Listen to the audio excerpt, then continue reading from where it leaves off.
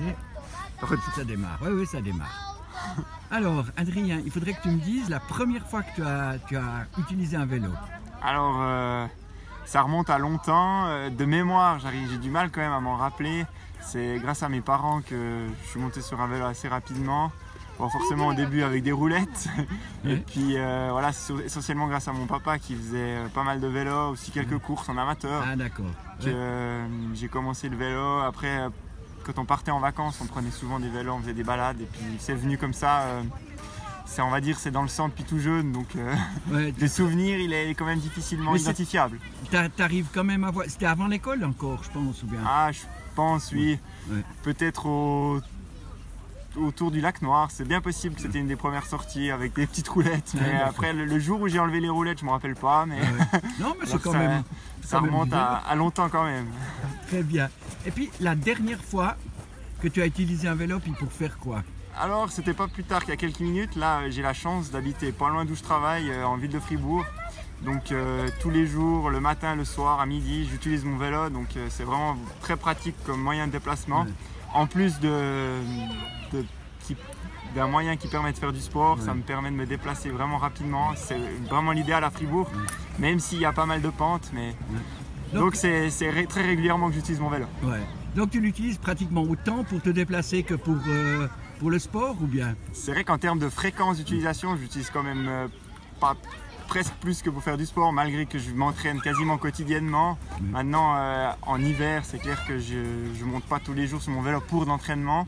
Mais en printemps, été, automne, c'est vrai que quasiment tous les jours, je suis sur mon vélo. Donc ça varie, quoi. Il faut changer.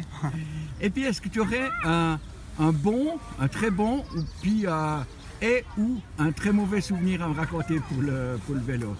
Alors ouais, les meilleurs souvenirs, ils sont pour moi personnellement assez faciles à identifier. C'est vrai quand on peut gagner des courses, lever les bras, ou même être champion suisse, c'est vraiment des souvenirs assez forts. Donc c'est mes plus beaux souvenirs. Et puis les pires souvenirs, c'est souvent quand il y a une météo difficile et puis qu'on doit passer qu'une course, ou même à l'entraînement, mais c'est surtout les courses où là on n'a pas le choix des fois de sortir, d'y aller. Et puis dans des températures vraiment froides et humides, ça c'est vraiment le pire. Maintenant, c'est aussi celles qu'on s'en rappelle le plus, donc c'est les pires, mais des fois c'est les mémorables. Ouais, ça fait un souvenir. Voilà, exactement. Donc les chutes aussi, c'est vraiment pas agréable. J'ai eu la chance de jamais me fracturer des os.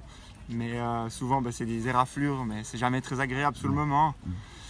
Voilà, c'est un mélange d'émotions, de belles émotions comme de plus fortes. C'est une école de la vie qui est sympa, parce que tu as à la fois du très fort dans les deux sens. Exactement, c'est sûr qu'on peut en retrouver dans d'autres domaines, dans tous les domaines de la vie et du sport. Mais c'est vrai que là en vélo, on est souvent confronté à beaucoup d'éléments. Et puis c'est un beau moyen de transport, de sport.